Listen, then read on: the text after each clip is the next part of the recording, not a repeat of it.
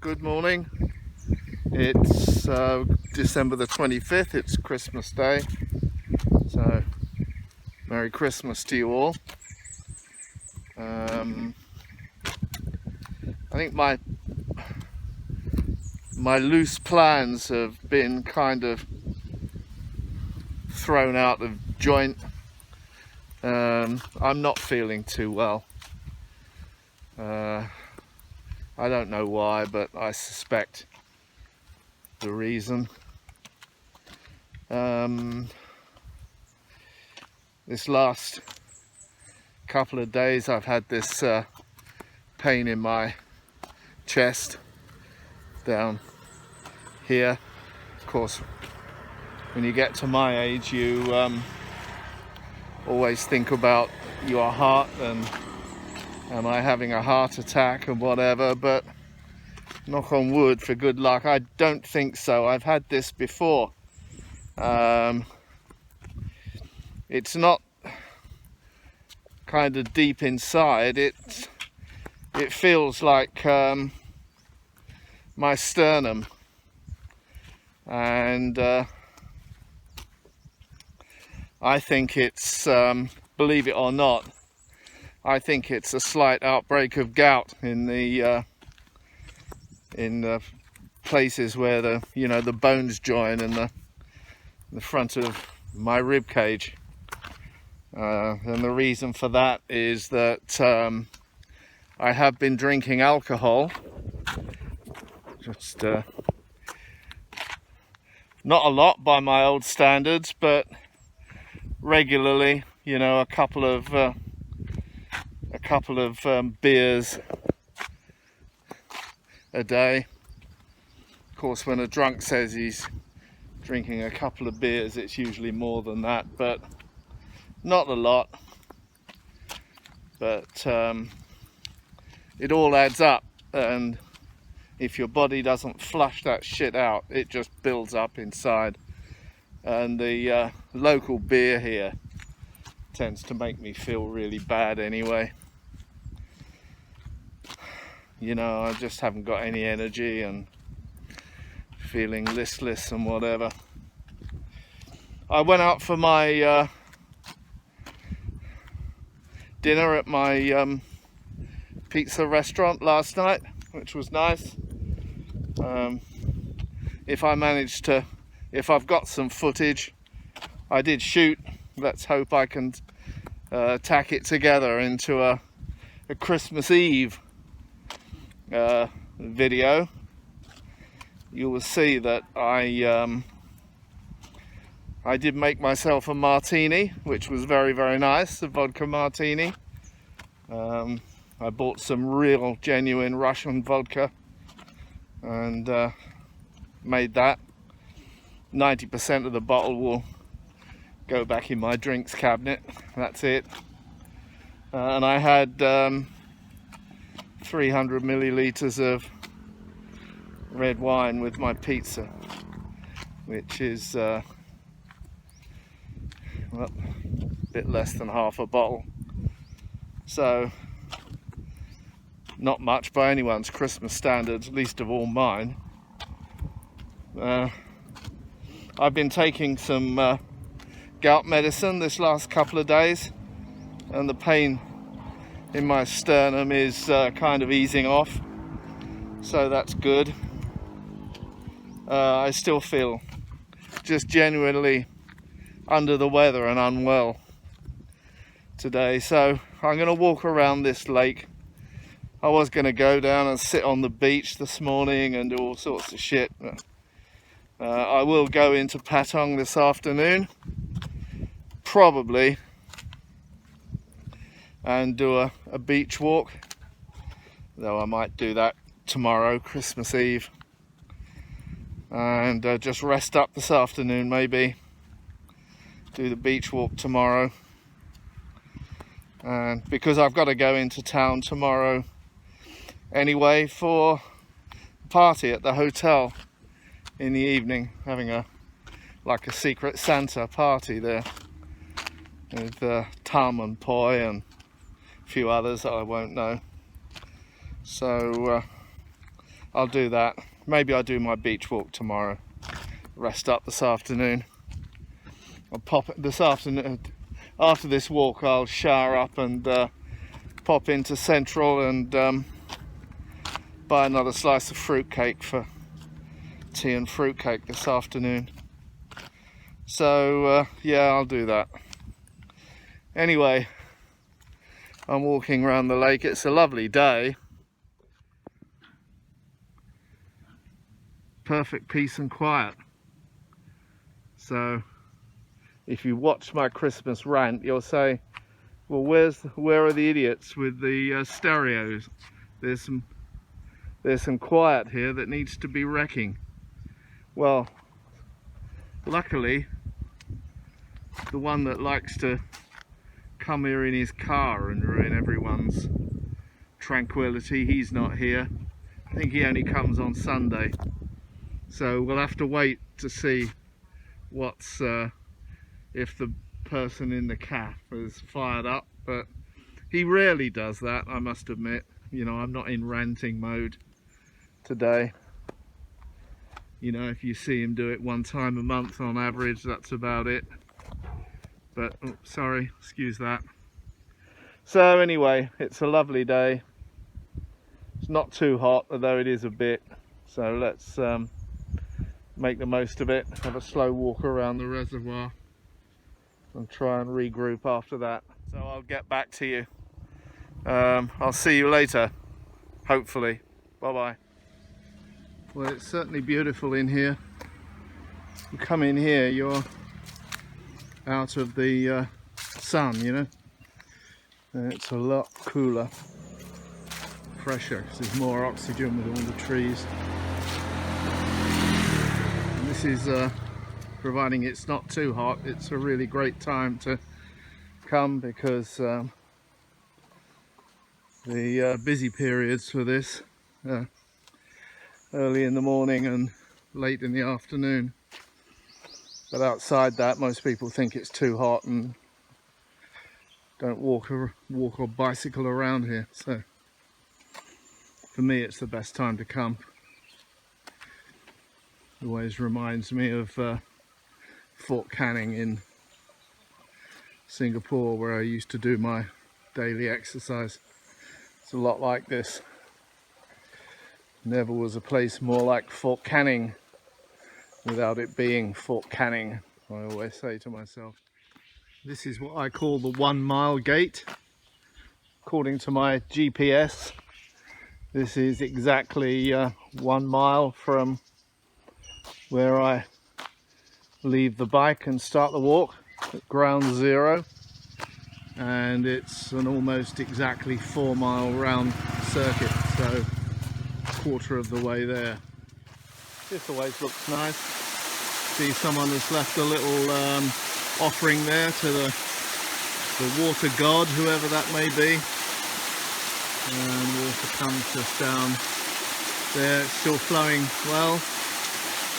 We haven't had any rain for a few days now, but there's a lot of it in the ground up on that hill. So it's many little streams like this that fill the reservoir. This is nice. And the lake is still full. Believe me, when the really long dry spell of last year, or was it the year before? Actually, we haven't had a really long dry spell. I'm rambling again, but that water had all disappeared. That was dry there, and believe me, it goes down about 30 feet, you know, so there's about 30 foot of water in there, and it's really quite eerie when it's empty. This is what I call the garden centre, and he's turned it into a little cafe. Looks as though he's got some customers up there. Maybe it's his family, I don't know. But if you look over there, that's the other side of the lake, and when we get there, I'll point it out again. It's what I call Utopia Pool, and when you get there, you're almost home. And again, in the great drought, this pretty well dried out, you know, and again it's between 20 and 30 feet deep out there in the middle. Never fully dried out, but anyway, onward. This is where I call the watering can. As many years ago, on that bench there used to be a little blue watering can, and it was there for a year or so. I always thought it was screwed down, but it eventually disappeared. And there is a waterfall up there. It's only trickling now. You can just about hear it there. So we'll carry on down here, and a few steps further on, this is what I call the titular 2 miles. My GPS tells me that right here is almost exactly halfway round. That's why I call it the titular 2. And that kilometre post there, it's probably the 3 kilometre mark out of 6 going around. And this corner here is what I call the roadworks. And about 3 years ago or so, this whole section of road was completely dug up for them to put a pipe underneath to take this stream under the road. And this scar on the road here, shortly after they put all this right, someone had parked an old banger of a car here, and it caught fire and completely burned out. And you can still see the remains of it now. And it's still flowing. Again, no rain for a few days, but it's still going. Onward. And this is called, by me, the first bike wash. And it's still flowing, just. The reason I call it the first bike wash is before all this Armco was put here, people used to come here with their motorbikes and park them here and wash them. So there's another one, there's another spot further on where they still do. And here is the second bike wash, still flowing pretty well. And the Armco finishes here, so people still can use this to wash their bikes and their cars, but no one is here today. And this is the last little downhill stretch towards the calf. This is what I call the calf. Sabay di cup. Haven't got, hello. Haven't got the music playing today, which is good. We turn for home.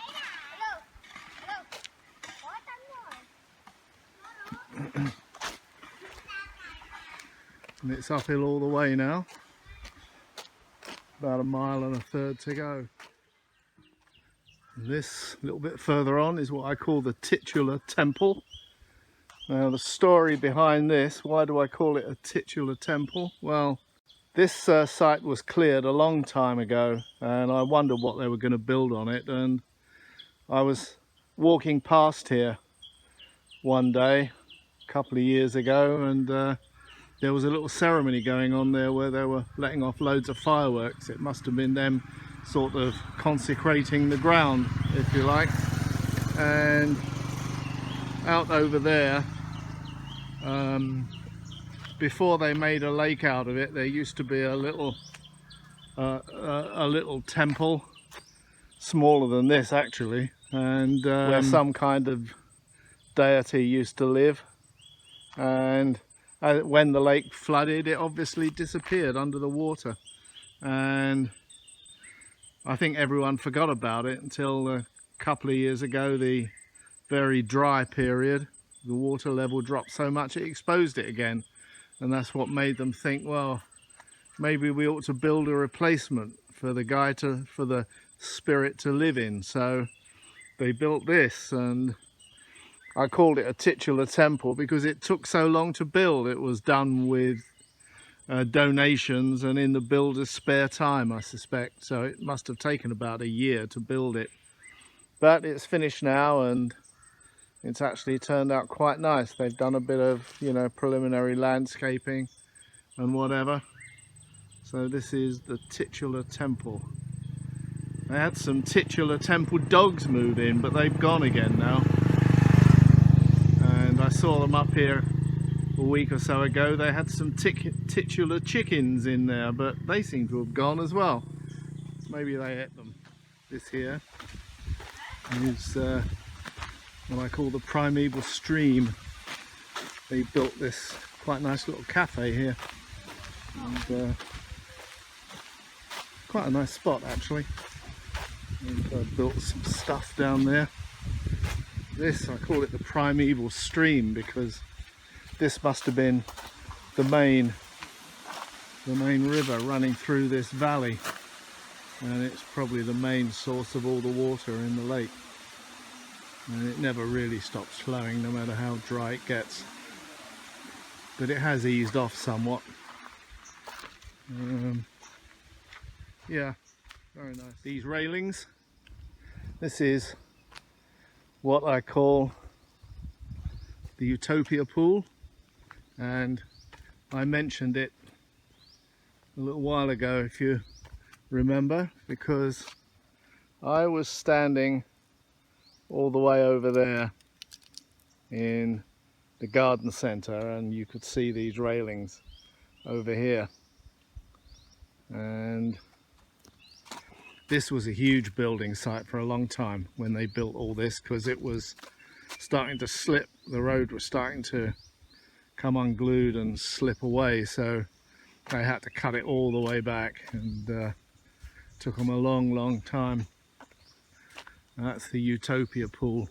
I call it that because it reminds me of a job I did probably on my last project in China, Utopia, and it was a reality TV show.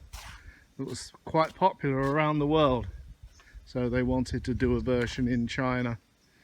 So they basically take a very remote location and build a little community there that they name Utopia, and about 13 people have to live there and become self-sufficient. It was a brainchild of the same Dutch guy that had the good idea, supposedly, of The Voice.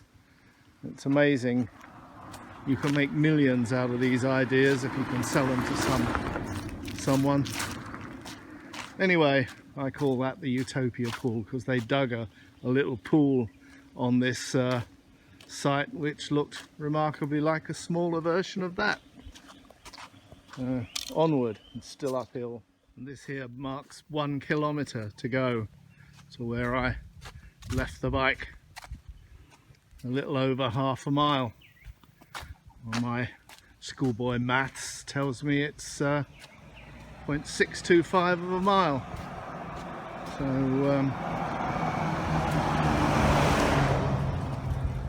kilometre is 5/8 of a mile, we were always taught at school. So there we are, still uphill. This I call the dead pool. The reason being is if you look closely in there, it's on someone's land and it's been fitted out for people to sit around and enjoy the little pool down there and whatever, but I've never ever seen anyone in there.